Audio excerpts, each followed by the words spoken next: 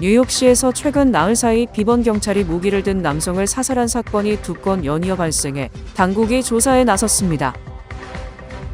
민주당 출신 앤드류 쿠오모 전 주지사가 뉴욕시장 선거에서 조란 맘다니 후보에게 밀리는 양상을 보이자 정반대 정치 성향의 공화당 지역의 지지를 호소하고 나섰습니다. 연방이민당국이 불법 체류자 체포와 추방의 메디케이드 가입자 정보를 이용하려 하자 연방법원이 이에 제동을 걸었습니다. 트럼프 대통령이 워싱턴 DC 경찰력을 접수한 가운데 연방법무부가 워싱턴 DC 경찰이 범죄율을 축소 조작했다는 의혹에 대한 조사에 나섰습니다.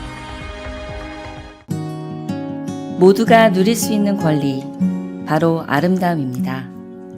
키스는 누구나 더 쉽고 당당하게 자신의 아름다움을 즐길 수 있는 세상을 꿈꿉니다. 키스는 우리 모두의 미래가 더 아름답게 빛날 수 있도록 최선을 다할 것입니다. 당신의 아름다움의 모든 순간, 키스가 함께합니다.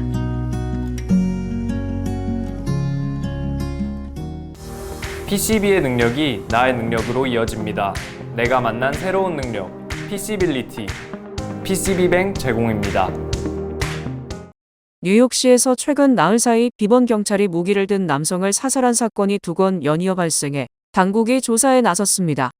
17일 일요일 밤 맨해튼 워싱턴 하이츠에서 발생한 첫 번째 사건은 오후 9시 46분경 웨스트 173번가와 암스테르담 애비뉴 인근에서 전동 스쿠터를 타고 다가온 두 남성 중 한 명이 비번 경찰관에게 무기를 보이며 위협하자 비번 경찰이 총을 발사했습니다. 현장에서는 장전된 9mm 권총이 발견됐으며 총에 맞은 30세 남성은 병원 이송 후 사망했고 동행 남성은 도주했습니다. 총을 쏜 경찰관은 경미한 부상을 입었습니다. 앞서 15일 밤 스태튼 아일랜드에서는 한 식당 뒤편에서 총기를 든 남성이 있다는 911 신고를 받고 비번 경찰 2명이 이에 대응했습니다. 남성은 경찰관들을 향해 가짜 총기를 겨눴고 한 경찰관이 경고 후 총격을 가해 남성은 병원으로 옮겨졌으나 곧 사망했습니다. 이 사건은 감시 카메라에 녹화된 것으로 확인됐습니다. 뉴욕시경은 두 사건 모두 정당방위 여부를 포함해 조사 중입니다.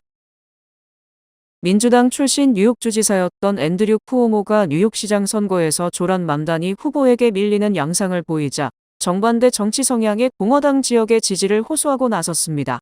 쿠오모 전 주지사는 지난 17일 롱아일랜드 사우스햄튼에서 열린 정치 자금 모금 파티에서 공화당 후보인 커티스 슬리와에게 표를 주는 것은 낭비이며 트럼프 대통령이 공화당의 목표는 조란 맘다니를 막는 것이라는 메시지를 낼 것이라고 주장했습니다.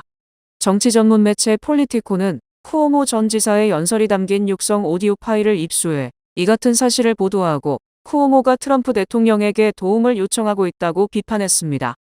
이처럼 쿠오모 전 지사가 민주당을 탈당한 뒤 공화당 쪽에 손을 뻗은 것으로 알려지자 쿠오모 캠프는 쿠오모와 맘다니 두 후보만 남는다는 양자 대결 시나리오에 대한 추측에 불과하다.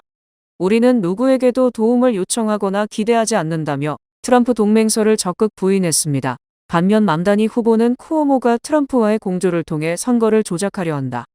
쿠오모가 트럼프와의 교감 사실을 부인하다가 오디오 파일을 통해서 음모가 드러났다고 비판했습니다. 특히 공화당 후보인 커티스 슬리와는 트럼프에게라도 기대려는 쿠오모의 절박한 행보라고 맹비난했습니다. 한편 최근 여론조사에서는 맘다니가 민주당 경선 때보다도 더 큰 표차로 쿠오모 전 지사를 앞서고 있는 것으로 나타나 설사 양자 대결을 한다고 하더라도 뒤집기가 힘들다는 분석이 제기됐습니다. 연방이민당국이 불법 체류자 체포와 추방의 메디케이드 가입자 정보를 이용하려 하자 연방법원이 이에 제동을 걸었습니다. 캘리포니아 북부연방법원은 지난 12일 뉴욕과 뉴저지 등 20개 주 메디케이드 정보를 이민법 집행 목적으로 사용할 수 없도록 하는 가처분 명령을 내렸습니다. 이는 민주당 소속 주지사가 재직 중인 캘리포니아와 뉴욕, 뉴저지 등 20개 주 주정부가 메디케이드 정보를 이민당국에 넘길 경우 엄청난 혼란과 두려움을 초래할 수 있다며 연방보건복지부와 국토안보부를 상대로 소송을 제기했기 때문입니다. 캘리포니아 북부연방법원은 보건복지부는 메디케이드 가입자의 개인정보를 의료 목적에만 사용한다는 정책을 유지해왔다. 행정부가 정책 변경 때는 합리적 의사결정 과정을 거쳐야 할 의무가 있음에도 이를 자의적으로 변경하는 것은 잘못이라고 지적했습니다. 특히 이 가처분 명령이 연방정부가 행정절차법에 의거 합리적 의사결정을 완료한 뒤 14일이 지날 때까지 또는 본안 소송이 끝날 때까지 유효하다고 밝혀 사실상 상당기간 뉴욕 등 20개 주의 메디케이드 개인정보는 보호를 받게 됐습니다. 이에 앞서 연방보건부는 지난 6월 캘리포니아 등 4개 주의 메디케이드 가입자 중 수백만 명의 개인정보를 국토안보부에 제공했습니다. 또 지난 7월 연방국토안보부와 메디케어 메디케이드 센터는 이민세 관단 속국이 메디케이드 가입자 7,900만 명의 개인정보에 접근할 수 있도록 하는 협정을 체결하자 20개 주가 소송에 나선 것입니다.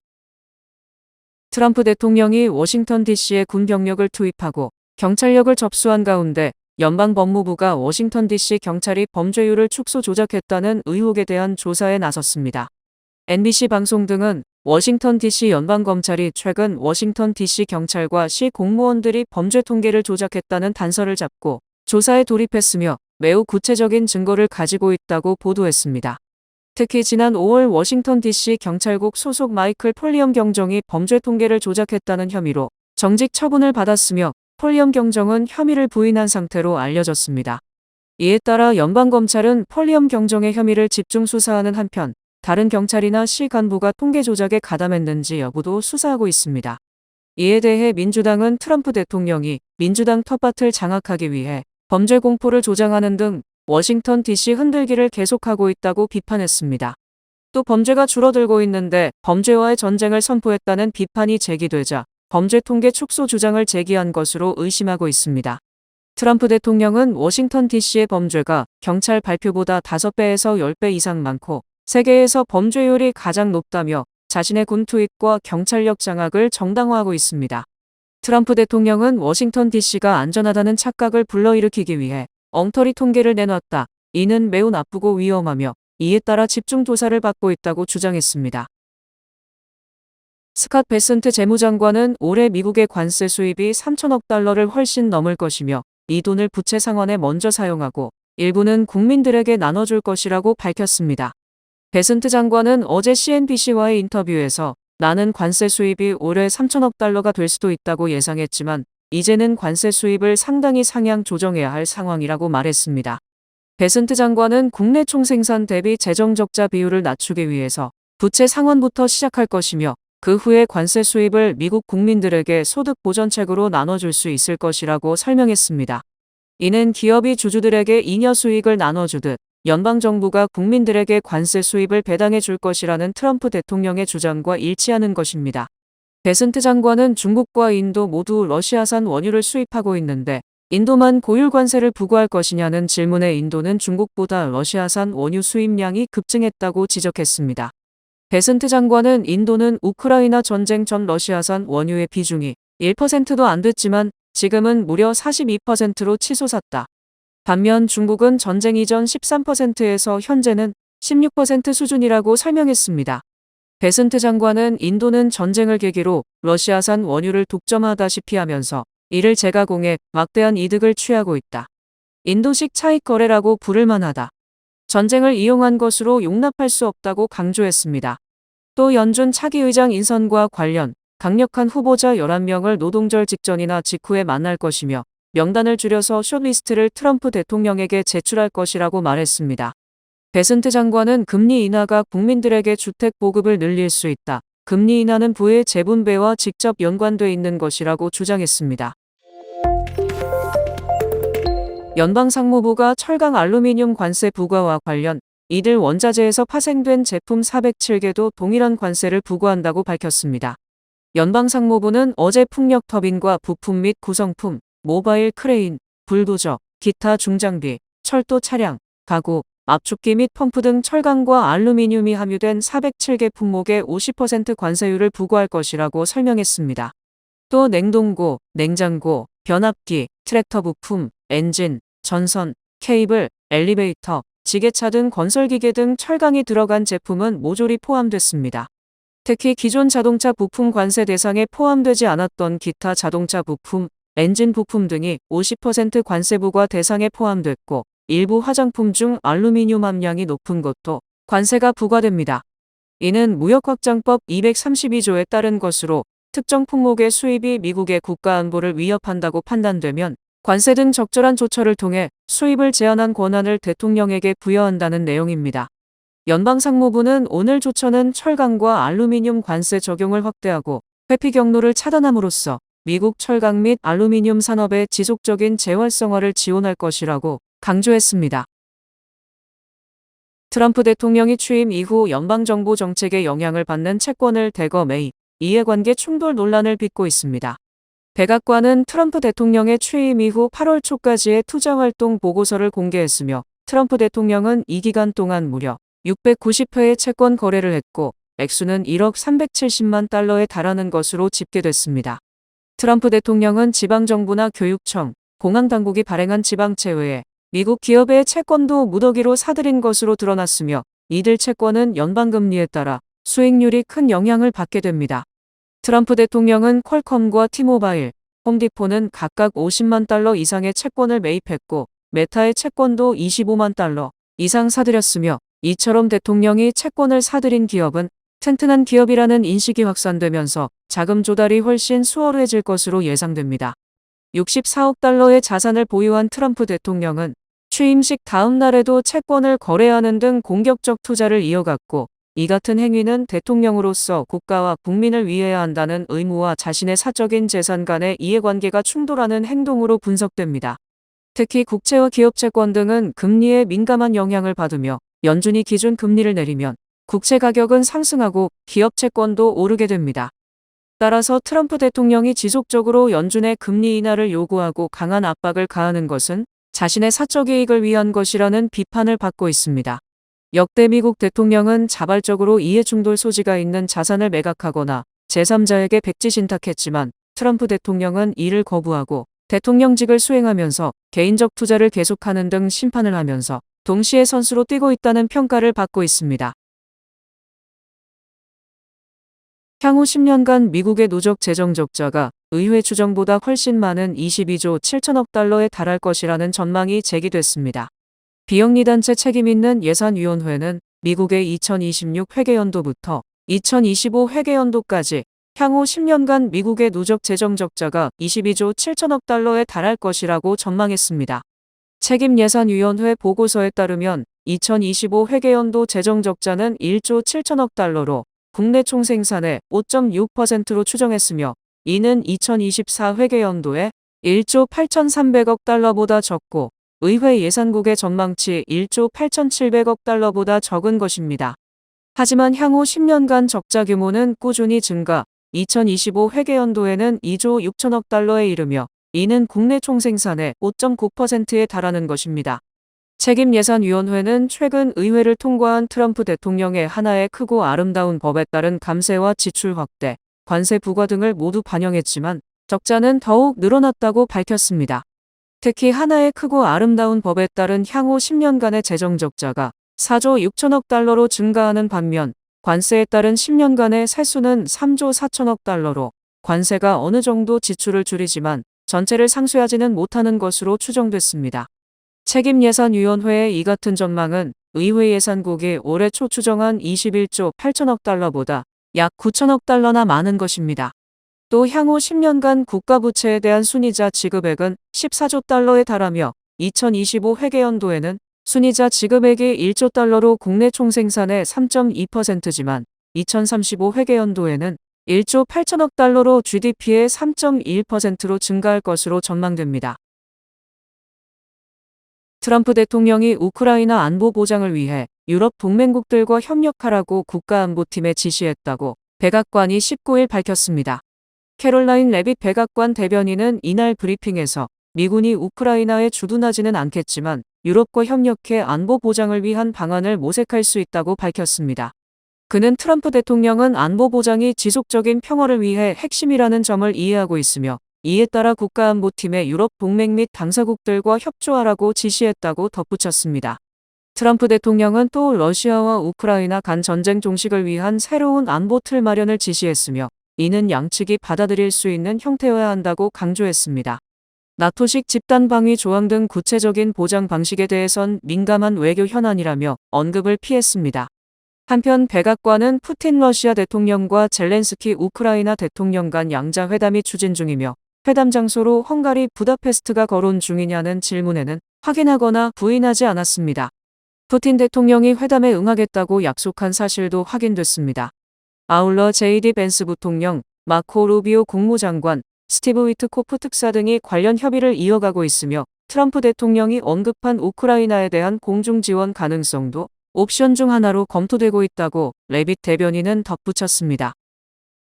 트럼프발 관세 영향으로 지난달 한국의 대미자동차 수출액이 작년 동월 대비 5개월 연속 뒷걸음질한 것으로 집계됐습니다. 트럼프 대통령이 부과한 25% 관세 여파로 지난달 한국의 대미 자동차 수출이 5개월 연속 감소세를 이어갔습니다. 반면 유럽과 아시아 시장 수출이 증가하면서 전체 자동차 수출은 증가세를 기록했습니다. 한국의 산업통상자원부가 19일 발표한 2025년 7월 자동차 산업 동향에 따르면 지난달 자동차 수출액은 58억 3천만 달러로 작년 동기 대비 8.8% 증가했습니다. 수출 대수도 21만 1,854대로 5.8% 늘어 두 달 연속 증가세를 나타냈습니다. 하지만 대미 수출은 23억 3천만 달러로 4.6% 감소했습니다. 연방정부가 지난 4월부터 모든 수입차에 고율 관세를 적용한 영향으로 대미 수출은 3월부터 5개월째 감소세입니다. 다만 감소폭은 점차 둔화되고 있는 모습입니다. 유럽연합 수출은 전년 대비 32.7%, 기타 유럽은 78.7%, 아시아는 34.6%, 중남미는 37.4% 각각 증가한 반면 중동 수출은 이스라엘 이란 전쟁 여파로 13.8% 감소했습니다. 한편 전기차 수요 둔화 국면인 캐즘 상황에도 전기차 수출은 2개월 연속 증가세를 이어갔습니다. 7월 전기차 수출은 2246대로 12.3% 증가했고 하이브리드 차도 18.1% 늘어난 43,685대를 기록했습니다. 트럼프 대통령이 자신의 경제 외교 정책의 목표 달성을 위해서 미국 기업들의 이익에까지 개입하려 하는 등 중국식 정책을 도입하고 있다는 비판이 제기됐습니다. 블룸버그 통신은 트럼프 대통령이 엔비디아와 AMD의 중국 수출을 허용하는 대신 중국 매출의 15%를 받기로 했으며 연방정부가 인텔의 최대 주주가 되려고 하는 등 전례 없이 미국 기업에 간섭하고 있다고 비판했습니다. 특히 블룸버그 통신은 트럼프 대통령의 이 같은 정책에 대해 중국식 모델을 미국에 들여오려는 셈이라고 완곡하게 비판했지만 다시 말하면 이는 트럼프 대통령이 공산주의식 정책을 펴고 있다는 비판으로 풀이됩니다. 블룸버그 통신은 트럼프 대통령의 이 같은 정책은 선거 기간 중 전혀 언급이 없었으며 트럼프 일기 때도 나오지 않았던 것으로 매우 위험한 행위라고 지적했습니다. 이에 대해 월가와 워싱턴 정책 전문가들은 수십 년간 이런 사례를 본 적이 없다며 자칫 잘못하면 민간 기업 투자 실패는 납세자 손실로 이어지게 되고 정부의 지분 투자는 주식시장을 교란하는 위험한 베팅이라고 우려했습니다. 특히 정부가 민간 기업 매출의 일정량을 받는다는 것은 촉법적인 행위이며 엄격한 잣대로 평가하면 불법에 가깝다는 분석입니다. 또 민간 기업의 정부에 직접 투자는 정부가 기업을 운영하려는 것으로 공산주의식 정책으로 평가됩니다. 블룸버그 통신은 미국 정부가 민간 기업에 적극 개입해 직접 승자와 패자를 가려내고 있으며 이는 자본의 자유로운 흐름을 저해할 수 있다. 즉 자유시장 경제를 해칠 수 있다고 경고했습니다. 뱅크 오브 호프가 드리는 경쟁력 있는 이자율에 8개월 및 12개월 프로모 플러스 CD 가까운 뱅크 오브 호프 지점에서 만나보세요. 이 프로그램은 최고의 금융 서비스로 당신을 존중합니다. 뱅크 오브 호프 제공입니다. 주요 단신 전해드립니다. 오는 8월 30일부터 9월 1일까지 롱아일랜드에서 코리아 페스타 2025가 열립니다. 한복 체험, 공연, 한식 푸드트럭 등 다양한 한류 프로그램이 무료로 진행됩니다. 메트로폴리탄 교통공사는 2025 US 오픈 테니스 대회에 맞춰 8월 18일부터 롱아일랜드 레일로드 열차를 증편 운행합니다. 김정은 북한 국무위원장이 한미연합훈련을 전쟁 시뮬레이션이라 비난하며 핵무기 확대 및 해군력 강화를 지시했습니다. 공화당이 주도하고 있는 하원 감독 정부개혁위원회는 22일까지 법무부에서 앱스타인 조사 파일을 제출받고 이 중 일부를 대중에게 공개하겠다고 밝혔습니다. 삼성전자가 동시통역 AI 기능을 탑재한 무선 이어폰 갤럭시 버즈 3 펜 에디션을 다음 달 출시합니다. 코스트코는 낙태약 미페프리스톤을 수요 부족과 기존 의료 시스템을 이유로 판매하지 않겠다는 기존 방침을 유지한다고 밝혔습니다. 뉴스 채널 MSNBC가 그룹 내 구조 개편에 따라 채널명을 MSNow로 바꾸고 상징이었던 공작새 로고도 폐지하기로 했습니다. 전문가들에 따르면 아침에는 식사 전 양치가 세균 제거와 치아 보호에 더 효과적인 것으로 나타났습니다. 날씨 전해드립니다. 목요일인 내일은 비가 오겠습니다. 낮 최고 기온은 72도, 최저 기온은 60도입니다. 해 뜨는 시간은 6시 12분, 해 지는 시간은 7시 46분입니다. 이상으로 주간 날씨와 세계 날씨 전해드립니다.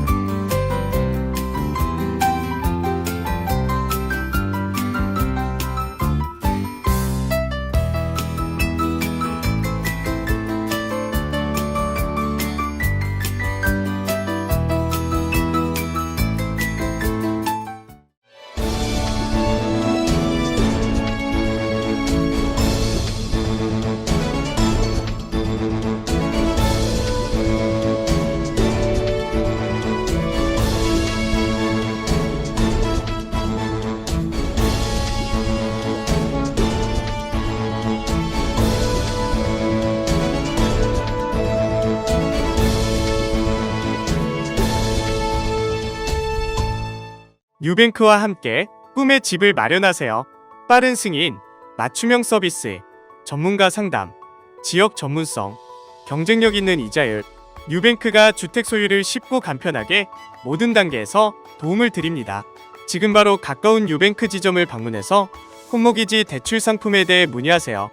뉴뱅크 제공입니다.